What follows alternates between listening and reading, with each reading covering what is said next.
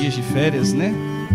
Fui tirar 10 dias de férias do meu trabalho e fiz uma viagem com minha esposa, com algumas crianças, e foi muito abençoador para nós. Tenho certeza que nós estávamos, primeiro, protegidos pelo Eterno e amparados pelas orações de vocês. Obrigado pelo carinho. E uma semana que nós ficamos longe, nós sentimos saudades. Parece que falta algo na nossa semana, no nosso dia. E glorificado seja o Eterno por isso, né? Antes de eu iniciar o estudo, William, você pega um folheto para mim, pode pegar aquela sacolinha toda. Eu queria só lembrar vocês de alguns recados. O primeiro recado é que hoje à noite, no serviço da tarde, que iniciaremos às 18 horas, nós teremos uma breve reunião, obrigado meu irmão, uma breve reunião com alguns irmãos que participam de qualquer atividade aqui da congregação, tá? Se você participa de qualquer atividade, então depois do estudo da tarde às 18 horas, esteja aqui para que nós possamos compartilhar algo muito importante para com você. Outra coisa que eu preciso comunicar é sobre o nosso seminário. Irmãos, eu preciso que os irmãos da congregação façam imediatamente a inscrição de vocês. Poucas pessoas fizeram. E é importante os irmãos da congregação fazer a inscrição, porque assim a gente tem ciência de quantos lugares teremos disponíveis para o nosso seminário. Então, é super didático. Se você ainda não recebeu, pegue o seu folder. Eu gostaria, Roberto, você poderia ajudar a distribuir, deixar pelo menos 2 com cada pessoa. Irmão, assuma um compromisso conosco de fazer pelo menos 2 convites. É muito didático a inscrição, tá? Aqui no finalzinho, é só você, Betito, ajuda a distribuir 2 para cada um. É só você acessar o nosso site ainda está em elaboração, mas é só você acessar, que o Vinícius colocou lá para nós, um link. Você acessa o link. Quem já fez a inscrição aqui? Eu acho que a Ju já fez, não já? Foi bem fácil, não foi? Bem facinho, você vai acessar lá o link e ele vai te dar o passo a passo de como você faz a inscrição para o nosso seminário, tá? O Rabino Shula não ficará aqui em Vitória há muito tempo, então assim, nós iríamos fazer até um estudo no domingo de manhã, só para a congregação, mas nós não teremos condições de fazer esse estudo, porque ele chega aqui 2 horas da tarde da sexta-feira, antes do Shabat, e nós vamos iniciar o nosso seminário às 19h30, e ele vai embora no domingo às 10 horas da manhã. Então assim, vai ser bem rápida essa passagem dele aqui por Vitória, tá? Eu estive com o Mário, que é o proprietário da revista Comunhão. Ele vai fazer uma divulgação de uma página inteira, até de uma reportagem do Rabino Shula, mostrando o antes, o durante e o depois do seminário. O Rabino Shula, chegando aqui em Vitória, já vai lá para a editora para fazer uma entrevista com ele. Então assim, vai ser bem divulgado o nosso seminário. Nós também faremos uma divulgação na Rede Tribuna, convidando as pessoas. Amanhã, os irmãos que puderem me apoiar para sair entregando os folhetos nas igrejas, eu gostaria que vocês nos ajudassem, tá? Então se dispõe aquele que pode nos ajudar e conhece alguns pastores, alguma liderança, e queira levar para esse líder ou para a congregação, tá? Pode pegar aqui com a gente e leve e ajude a gente a fazer aqui a nossa divulgação do nosso seminário. Seminário, a importância de Israel para a igreja, é um tema muito importante, né? Eu não consigo fazer separação entre Israel e igreja, mas isso aqui é para que seja compreensível para os nossos irmãos cristãos, né? Para que eles possam participar. Então nós teremos aqui o Rabino Shula e o Rabino Mateus Andona. E como eu falei, ele vai chegar no dia 16. Às 19h30 nós teremos o início do seminário. O tema, por que a igreja precisa de Israel e dos judeus? O palestrante vai ser o Rabino Shula. Entenderemos a importância da unidade entre Israel, os judeus e a igreja de Yeshua. Às 9 e às 12 horas nós teremos o estudo da Torá que nós fazemos aqui. Nós iniciamos às 10. Só que no dia do seminário nós vamos iniciar às 9, tá? Possivelmente nós vamos terminar antes de meio-dia, mas vamos iniciar nesse dia especificamente às 9 horas. O estudo vai ser o estudo da Parashá aqui, que é capítulo 25, se eu não me engano é Terumá, isso. Parashá Terumá, linda Parashá, né? Conheceremos um culto sinagogal de judeus crentes em Yeshua HaMashiach, louvando e estudando a palavra de Deus. E no sábado à noite nós teremos um período de louvor. A coreografia vai estar dançando aqui as músicas que nós dançamos em Hanukkah. Logo depois nós teremos o tema A Importância de Israel para o Retorno do Rei Yeshua, ministrada pelo Rabino Mateus Andona. Teremos um coffee break, tá, Marlene, Rutinha e Rita, se nós pudermos depois elaborar esse coffee break. E às 19 às 20 horas nós teremos de novo a palestra do Rabino Shula, como a igreja pode restaurar suas raízes e se aproximar do povo judeu. É muito importante, esteja conosco. Eu já ensinei aqui para vocês, lá em Romanos capítulo 11, verso, acho que é o 13, se eu não me engano, ou 14, Paulo fala assim, que se a rejeição dos judeus trouxe riqueza, plenitude aos gentios, quanto mais a sua admissão, senão a vida dentre os mortos. Paulo estava dizendo ali que a admissão dos judeus relacionada a Yeshua é a volta dele, que a vida dentre os mortos fala da volta do Messias. Então, se você quer a volta do seu Messias, Yeshua HaMashiach, trabalhe para que a unidade entre judeus e gentios ocorra e o Mashiach possa retornar, tá bom? Possa voltar novamente para o seu povo. Ele veio, senão, para as ovelhas ou perdidas da casa de Israel. E eu peço a vocês que vocês nos ajudem a divulgar, tá bom? Oi.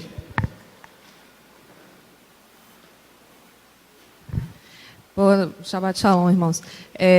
Como hoje eu não sei se é meu último dia, mas provavelmente hoje seja meu último dia aqui com vocês, eu vou disponibilizar hoje à tarde uma planilha com o total dos valores que foram arrecadados para o pagamento da dívida.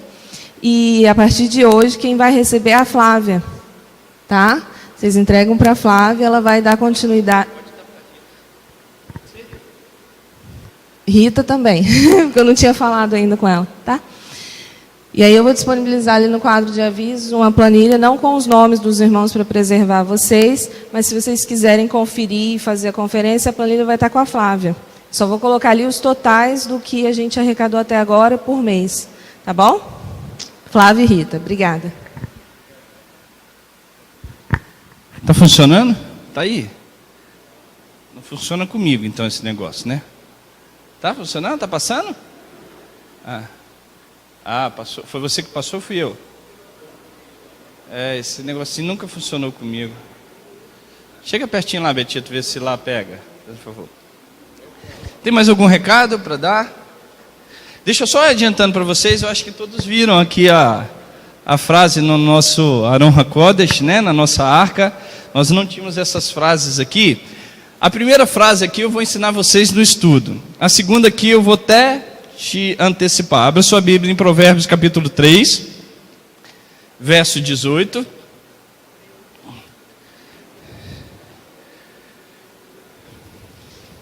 A segunda eu vou ensinar durante o estudo. A primeira lá de cima, né? A segunda de baixo eu vou te mostrar agora.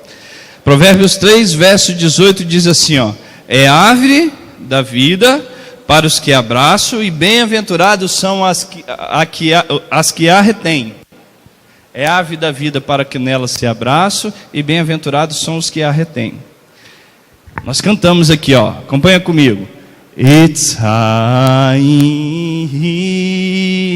lama zimba veton rea meusha. É a vida, árvore, rain, vida, né? A gente já cansou de falar. Hilamar zikba, a pessoa vai ser aqueles que a apegam ou que se abraçam a ela, e os seus caminhos serão abençoados ou prósperos. O sentido é esse, tá? Então é o primeiro versículo que está na frase ali de baixo. Provérbios capítulo 3, verso 18. Etzhaim lamar hazikba ventorreia meu chá. Tá bom? A segunda depois eu vou mostrar para vocês durante o estudo, também é muito profunda e muito linda. E tem um significado profético tremendo que nós vamos aprender durante o estudo. Eu queria que você abrisse a sua Bíblia em 1 João capítulo 1. 1 João capítulo 1. Nós vamos ler do verso 1 até o verso 18, já iniciando o nosso estudo. Vamos orar antes? Eterno, nós te louvamos, nós te agradecemos pelas tuas bênçãos, Nós aqui já declaramos ao Pai, através do serviço, das canções, a nossa gratidão, a nossa reverência, a nossa confiança em Ti, como aquele que ressuscita os mortos, como o Criador dos céus e da terra, como aquele que há de salvar as nossas vidas, que há de redimir não somente a nós, mas de toda a humanidade. E estamos aqui para engrandecer e exaltar o Teu nome e pedimos a Tua bênção. Pedimos a Tua bênção para que compreendamos a Tua palavra, para que saiamos daqui cheios do Teu Espírito, com alegria no nosso coração, com gratidão, com tudo aquilo que é necessário para que verdadeiramente o Senhor cumpra a Tua vontade no meio de nós. Que o Senhor sinta liberdade em nosso meio, porque o motivo de estarmos aqui é adorar o Teu nome e de aprendermos um pouco da Tua palavra. Mas sabemos que isso não vem dos homens, mas vem do Senhor, que é capaz de nos convencer de todo juízo, de todo pecado e de toda justiça. Por isso, Senhor, abrimos os nossos corações, os nossos ouvidos, a nossa mente, para que o Senhor fale conosco e que os Teus anjos estejam a nos abençoar. É o que pedimos no nome de Yeshua. João capítulo 1. Eu sei que nós temos alguns visitantes, é um prazer tê-los aqui, tá? Primeiro, João capítulo 1. João capítulo 1, desculpa. João capítulo 1, não 1 João, falei errado. João capítulo 1. Agradeço a presença dos visitantes. Eu sei que tem muitas coisas no nosso serviço que é algo inédito ou um pouco impactante, mas com o tempo nós vamos compartilhando com você para que você possa aprender, tá bom? João capítulo 1 diz assim, ó: no princípio era o verbo estava com Deus e o verbo era Deus. Ele estava no princípio com Deus, todas as coisas foram feitas por meio dele, sem ele nada do que foi feito se fez. Nele estava a vida, e a vida era a luz dos homens. A luz resplandece nas trevas, e as trevas não prevalecem sobre ela. Houve um homem enviado de Deus, cujo nome era João. Este veio como testemunho para testificar a respeito da luz, a fim de que todos crescem por meio dele. Ele não era luz, mas veio para testificar a respeito dela. A luz verdadeira que ilumina todos os homens estava vindo ao mundo. Estava no mundo, o mundo foi feito por meio dele, mas o mundo não o conheceu. Veio para o que é seu, mas os seus não receberam. No entanto, a todos os que o receberam, aqueles que creem no seu nome, deu-lhes o poder de serem feitos filhos de Deus, filhos não nascidos do sangue, nem da vontade da carne, nem da vontade do homem, mas de Deus. O verbo se fez carne e habitou entre nós. Vimos a sua glória, a glória como do unigênito do Pai, cheio de Hesed ve'emet, graça e verdade. João testifica a respeito dele, afirma: este é aquele de quem eu disse, o que vem depois de mim tem a primazia, porque foi primeiro do que eu. De sua plenitude todos nós recebemos graça sobre graça. Pois a Torá foi dada por meio de Moisés. Grava esse texto, esse verso. Pois a Torá foi dada por meio de Moisés. A graça e a verdade vieram por meio de Yeshua. Ninguém viu a Deus, mas o Deus unigênito que está ao lado do Pai é quem o revelou. Irmãos, vai um pouquinho, grave esse texto que eu acabei de falar, verso 17. Pois a Torá foi dada por meio de Moisés, e a graça e a verdade foi dada por meio de Jesus Cristo, de Yeshua HaMashiach. Vai lá em Mateus capítulo 11. Mateus capítulo 11.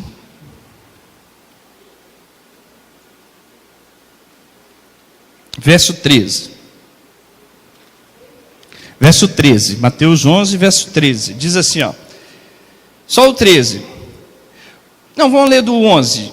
11. Em verdade vos digo que entre os que nasceram de mulher não apareceu alguém maior do que João. Yeshua estava falando aqui de João Batista.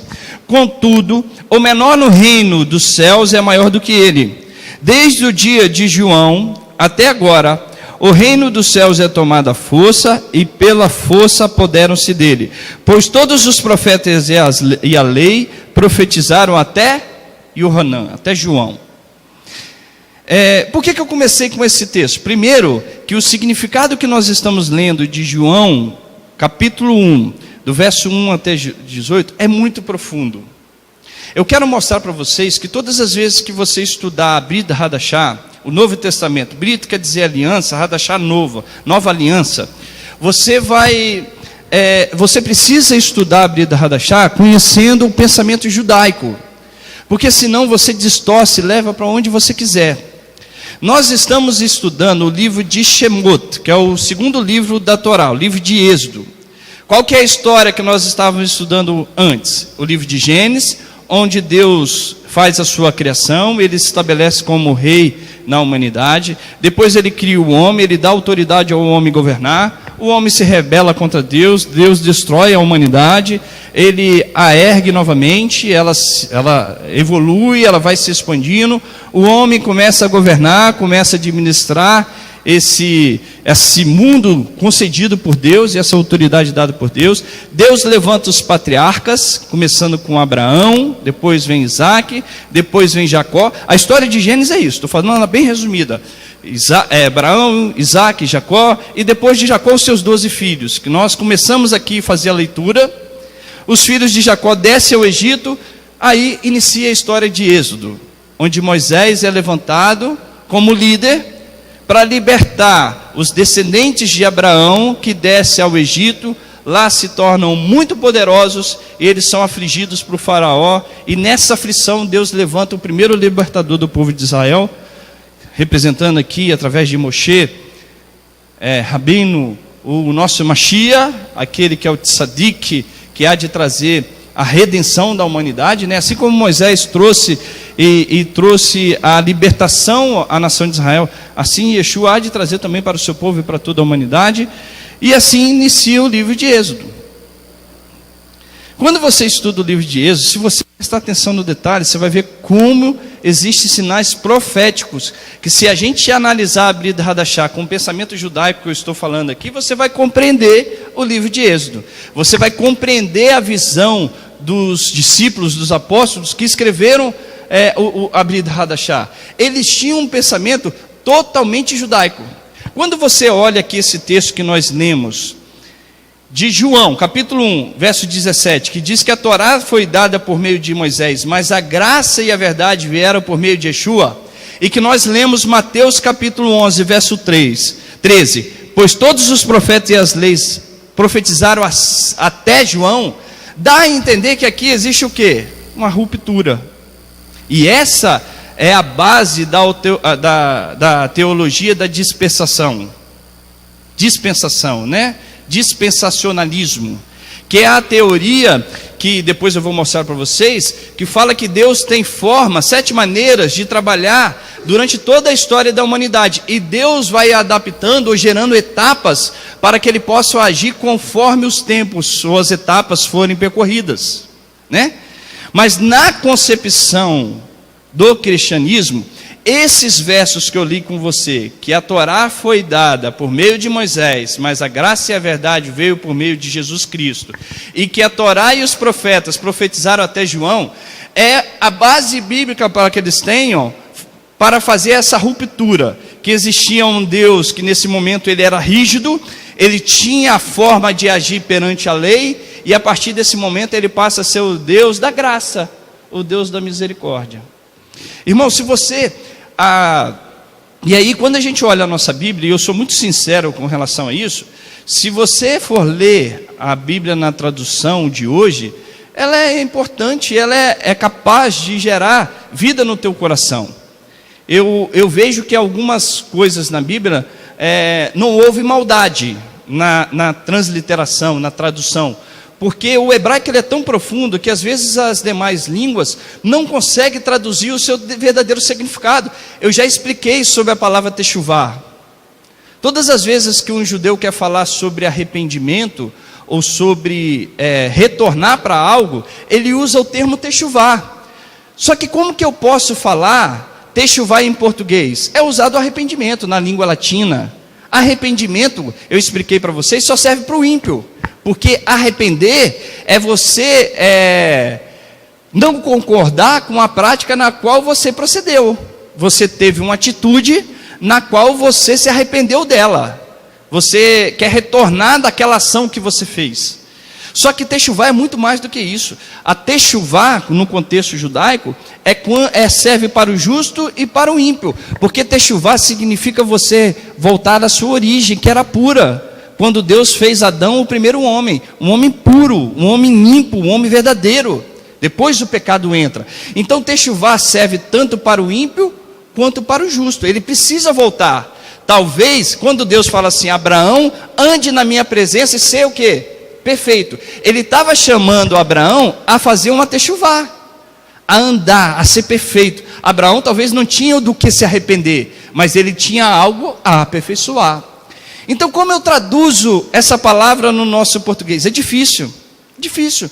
Então, algumas traduções, não é culpa do tradutor, mas tem algumas coisas que é tendenciosas. Por exemplo, quando você pega, é difícil você encontrar na tua tradução, no Antigo Testamento, a palavra graça.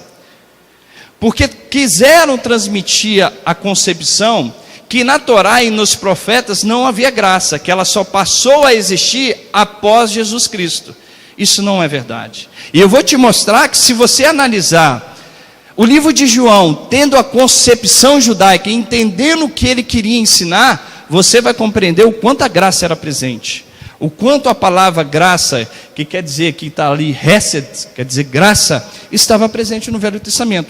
Existe hoje uma teoria, uma teologia chamada da teologia da dispensação, que é uma teologia que diz que Deus trabalha de tal forma, dependendo da época que nós estamos vivendo.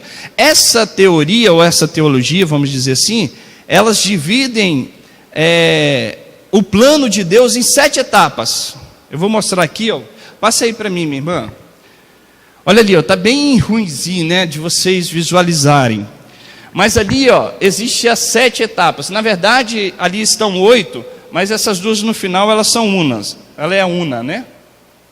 O primeiro estágio ali é o estágio da inocência. É o estágio que quando Deus criou a humanidade, e o pastor Rocildo já deve ter aprendido isso no seminário, isso é ensinado nos seminários, e é base e doutrina de muitas denominações, tá? A teoria da dispensação. Ela tem algumas coisas que têm uma verdade, tá?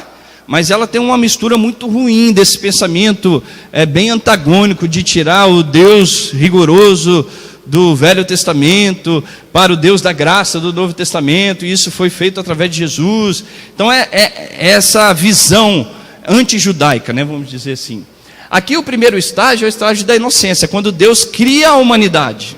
O homem é feito à imagem de Deus, façamos o homem à sua imagem e semelhança. O segundo estágio é o estágio da consciência, é quando o homem passa a ter a visão do que é certo e de errado, e ele passa a ter o livre-arbítrio, e dessa forma ele passa a ser o estágio da consciência, de saber entre o que é certo e o que é errado.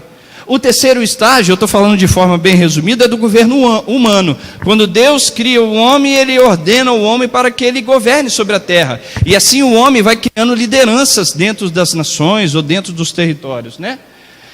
O quarto estágio é o patriarcal, ou da promessa, quando Deus levanta Abraão, e assim vai para os patriarcas, vai para a nação de Israel. O quinto estágio é o mosaico, é o de Moisés, ou da lei. Até aquele ali, ó, tá vendo? O mosaico, a lei, que está lá em Êxodo 20, né? Você está vendo que a forma de Deus trabalhar é através do quê? Da lei. É como que se Deus usasse a lei para salvar o homem. Essa não é uma concepção judaica, tá, irmãos? Era como que se Deus usasse a lei para salvar o homem. A partir desse momento, existe o da graça ou da igreja, iniciado em Atos. Eu errei ali em cima, ali, ó, tá? Em Atos capítulo 2, ó, Atos 2 até Apocalipse 20, é o da graça ou da igreja. Depois entra o do reino milenar e o estado eterno. O reino milenar e o estado eterno é uma concepção de que o Messias virá e reinará durante um milênio, né? É uma concepção judaica também.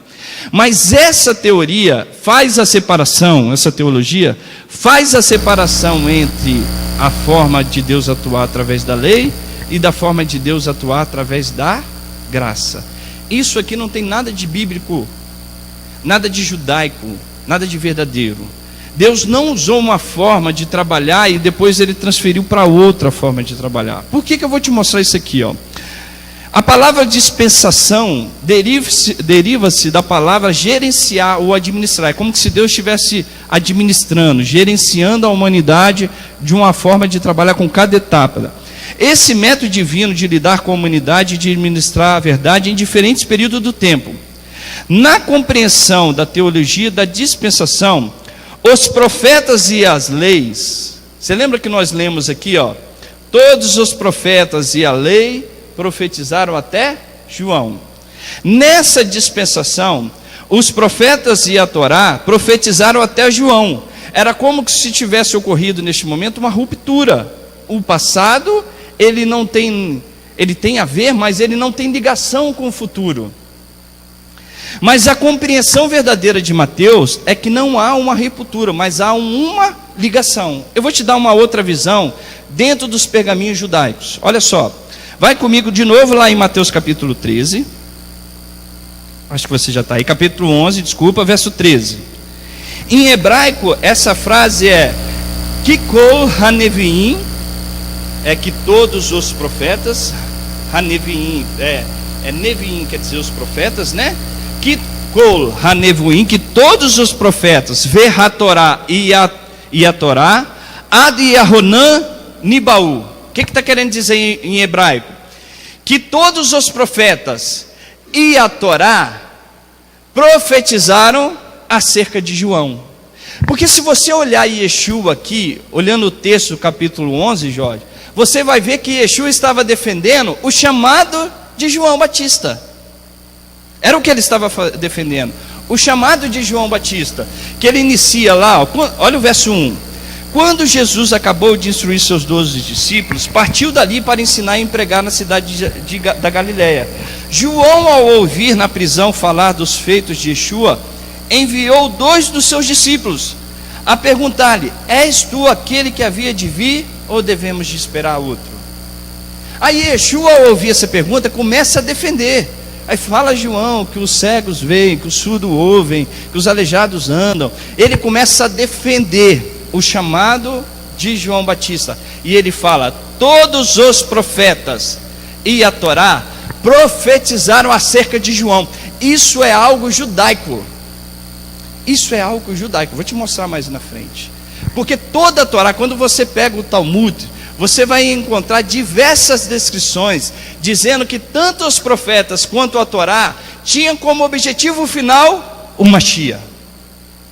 Quem que João anunciava? O Messias. Eis o Cordeiro de Deus que tira o pecado do mundo. Ele é dito lá nos profetas.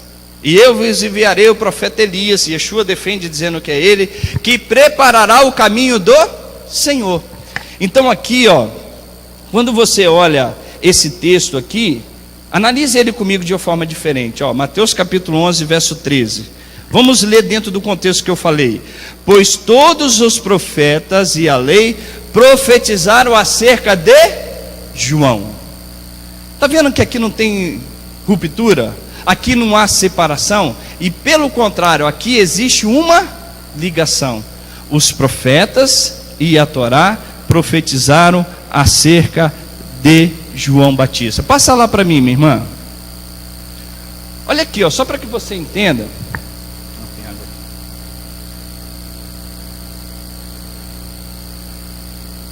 Deixa eu explicar para os nossos visitantes. Existe uma compilação de livros que são discussões rabínicas que ocorreram entre o 2º século antes de Jesus, antes de Yeshua, até o 5º século depois dele. Essa compilação desses livros, dessas discussões, é chamada de Talmud. Fazendo uma conclusão bem rápida, tá? É chamado de Talmud. Dentro do Talmud são várias discussões de temas diferentes, acerca do Messias, acerca das festividades, acerca do divórcio, acerca das bênçãos. São vários temas que são discutidos dentro do Talmud, e diversos rabinos debatem. Eles discutem e no final eles chegam a uma conclusão. Em diversas passagens você vai ver que quando você estuda João ou qualquer livro da Brit Hadashah, você vai ver as opiniões rabínicas escritas na Brit Hadashah. Quando Paulo fala lá, porque dele e para ele são todas as coisas, ele estava dizendo algo que já estava descrito dentro do Talmud. Eles não tiram algo do nada, eles têm uma referência. Olha aqui, ó, olha que interessante. Esse texto que nós estamos lendo está descrito no Sanhedrin. Sanhedrin é uma dessas lições, Jorge, do Talmud. E ele fala aqui, ó: o Messias, Mashiach ali é o Messias, e a era messiânica são o objetivo final do mundo, pré-concebido desde o começo, para a qual o mundo foi criado. Sanhedrin 98, parte B. Nós não lemos aqui em João, porque todas as coisas foram por meio dele e para ele. Essa é uma concepção judaica. Por isso, irmão, por que eu te trouxe esse exemplo? Porque quando você estuda e entende a Brit Hadashah dentro de uma visão judaica, você vai compreender. Agora, se você quiser levar para dentro de uma teologia ou dentro de uma concepção cristã, você vai levar para onde você quiser. Uma vez veio um jovem aqui e falou assim: Francisco, o vinho que Jesus transformou era alcoólico ou era um suco de uva? Eu cheguei para ele e falei assim: meu irmão, vai depender a resposta da sua pergunta aquilo que você quer ter como referência. Se você quiser olhar a concepção teológica cristã, tome seu suco de uva. Se você quiser olhar a cultura judaica e dentro do povo judeu, você vai entender que Jesus transformou um vinho. A coisa mais natural da face da terra, dentro da cultura judaica, é em cada celebração, seja do Shabat, seja de uma festividade, seja de um casamento, seja de um bar mitzvah, seja de um momento de alegria, ter um vinho. O vinho simboliza alegria. Você quer saber do vinho? Só para você entender, você não precisa nem estudar um pouquinho bíblica. Estuda um pouquinho de biologia, ciência. Estuda ciência para você entender um pouquinho do processo de fermentação. Bota um vinho lá, bota numa jarra e tampa. Deixa lá uma semana. Bota 1 litro de vinho, deixa lá uma semana. Suco de uva, pega o suco de uva. Pega a uva aqui, ó, da nossa videira, já pegamos. Espreme ela. Vai lá com um pano de prato, como você quiser, dá uma espremida nela e tira o suco dela, bota dentro de um jarro, deixa lá uma semana, bebe 1 litro todinho. Duvido que você não vai sair daqui assim, ó. Não teve adição de nada, é o processo de fermentação.